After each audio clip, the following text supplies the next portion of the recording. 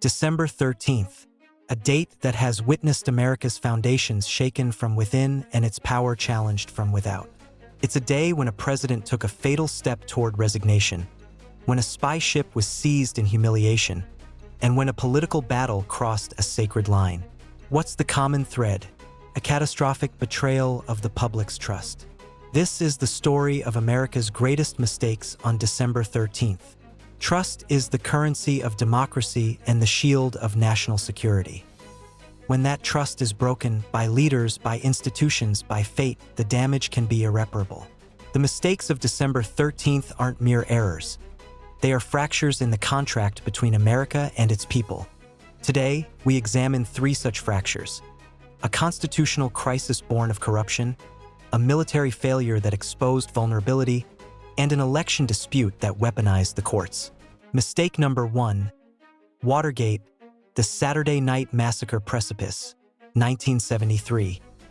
Our first story takes us to the height of the Watergate scandal, when a president's attempt to save his presidency only guaranteed its collapse.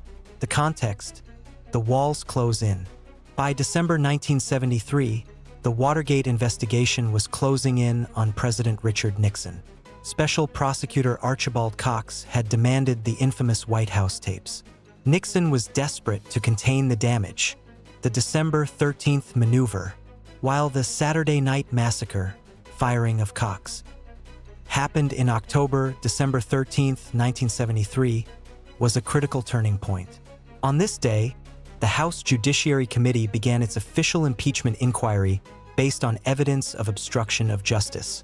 The mistake: Nixon's fundamental error was believing he could use the power of his office to obstruct justice and deceive the American people indefinitely.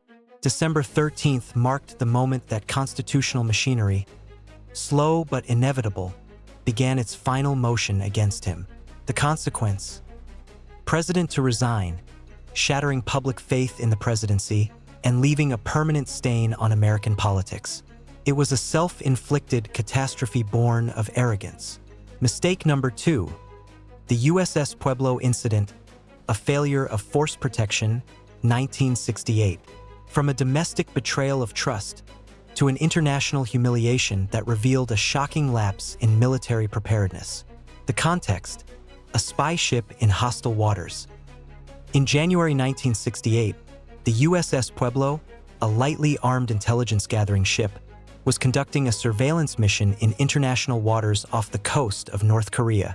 The December 13th revelation, 1968. While captured on January 23, 1968, the crew's brutal 11-month captivity culminated in a coerced confession and their eventual release on December 13, 1968. The mistake: the Pueblo was sent into harm's way without adequate protection. There was no naval or air support nearby to respond to the North Korean attack. The crew was abandoned by a chain of command that failed to anticipate the obvious risk, making them pawns in a geopolitical struggle.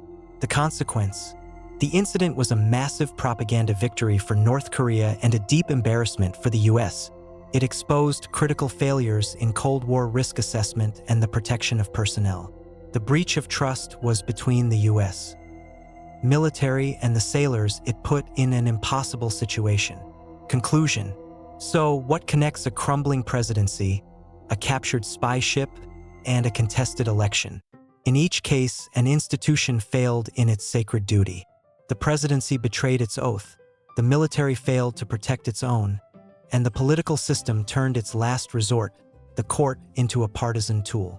December 13th teaches us that the greatest mistakes occur when those in power forget whom they serve. The cost is measured in resignations, in captivity, and in the eroded faith of the people. The lesson is that trust, once broken, is the hardest thing of all to rebuild. Which of these breaches of trust do you find most damaging to the nation? Let me know in the comments.